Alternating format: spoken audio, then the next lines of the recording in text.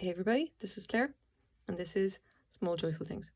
As always, I go to thrift stores, or I go and buy things from Craigslist or from estate sales or anywhere really, and I try to find things that either make me feel happy or tell me a story. So here's what I've got for you today. I hope this actually shows up well on the camera.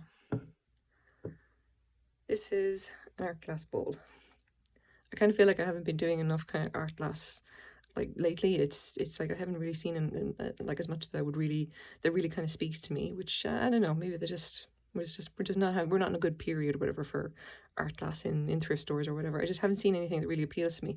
This, however, really kind of does. This is very unusual. So I'm just gonna measure it up real fast.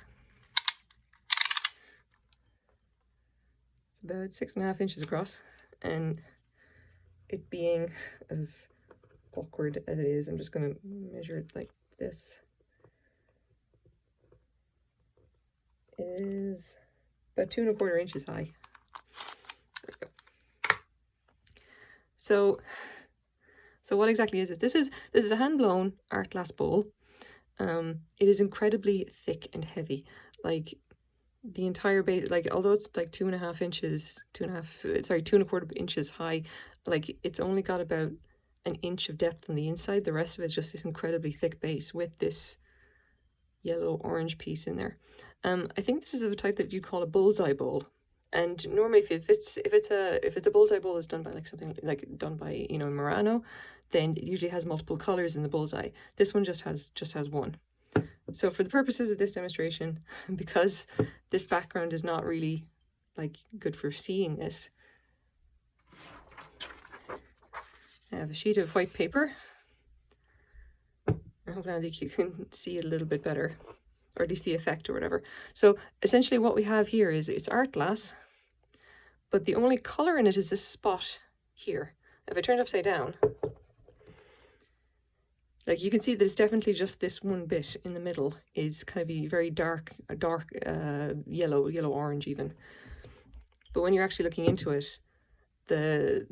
the color is kind of reflected up into the rim, so that you get this nice kind of basically this nice effect of color in the rim where color doesn't actually exist. It's literally just a trick of the eye because this is so thick.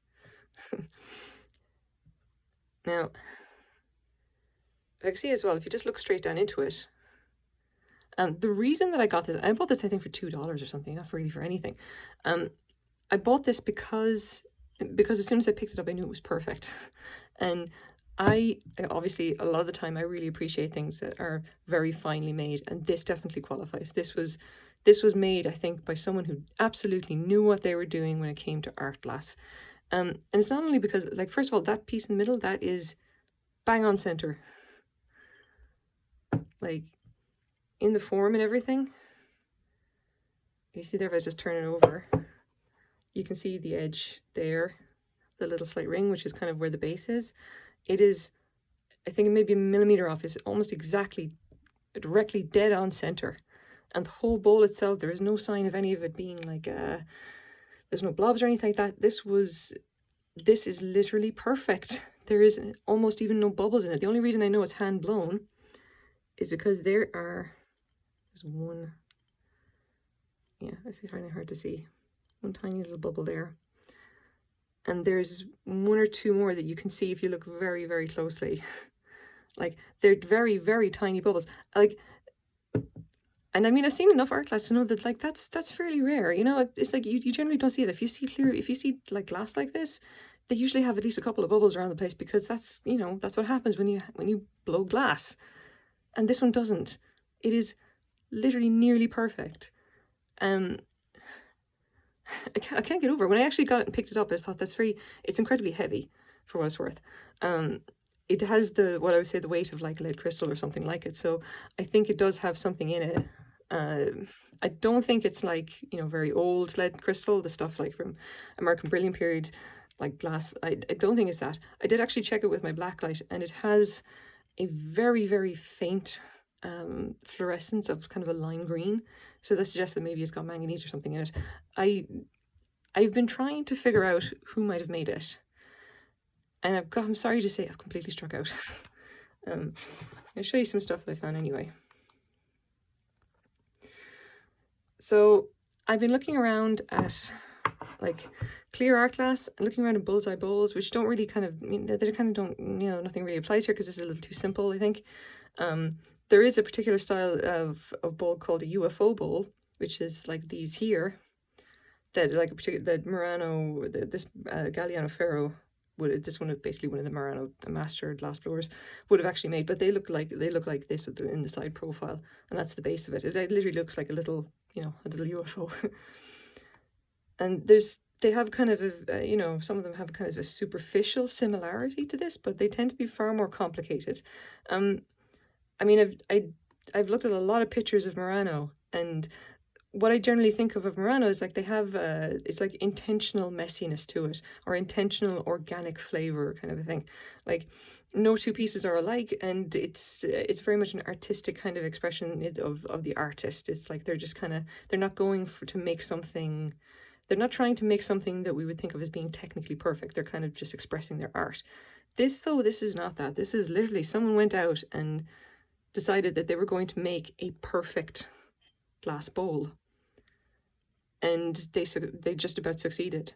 And based on that, and the fact that it's so much simpler than a lot of Murano stuff, and I mean, I even just tried looking at like just plain glass, clear glass bowls, clear glass art bowls, and I kind of got nothing. Like, yeah, it's, what can you do? Like, but anyway, based on that, based on just the simplicity of it, I get the feeling that it might be Scandinavian. The very faint lime glow is something that I saw in the other bowl that I tested. The one that would turn out to not be Murano, the one that had kind of a smoky, like a smoky case like color in it. That one is basically, it must be Scandinavian just based on that. And it had that same kind of lime green color. It was a bit stronger in that, not as much in this. I think this is more modern. If you actually check on the base, if I just rub it a bit, you can see that it has some scratches. And I think it might show up on the camera that you see that very faint kind of parallel lines. That like from what I've read about grinders and everything, that is the mark of a diamond tip grinder, basically a diamond cutting wheel, like the stuff that they would use for cutting like modern modern actually, you know, cutware, like American Brilliant period. They would have had like stone wheels and everything, and they don't leave those marks because they have to be polished smooth with wood or whatever. Like those parallel lines are what you see for diamond cutting wheels. So I think this was polished like it was polished using something modern. I would think that it's vintage, but it's probably going to be like, it's going to be the 1960s at the very earliest. I think that's about right for the type of glass that it is as well. This kind of, I think, has a kind of a 1960s, 1970s kind of a retro vibe. The color I think definitely would be as well. If you ever see like the 1960s kind of retro futuristic kind of a look, the one with the kind of, I kind of don't really know how to describe it very well, but I know the picture of what it kind of looks like. It's 1960s, and it's got like thick bands of color and then rounded ends to them, and usually in kind of like dark orange, like yellow, lighter yellow, and then a white behind it. That kind of a flavor of it. I may find some pictures and put them down in the description just so you guys have an idea of what I mean.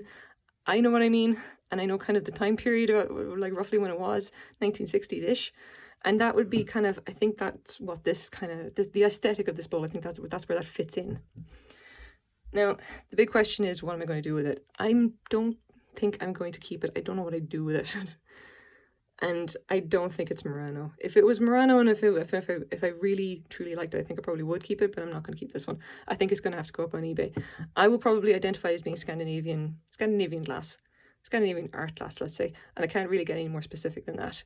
I would say that considering the quality of it and the fact that it is so exceptionally well made, even if we don't know who made it or where it came from, it is so incredibly well made. I think it's probably worth maybe $15 to $20 at most. You know, considering I bought it for $2, I mean, that's not a bad return. So, look at that. Yeah, the thick glass optical effect is always cool to see. So, this is my small joyful thing for today. I hope you guys like it as well, and thank you very much for watching. Bye bye.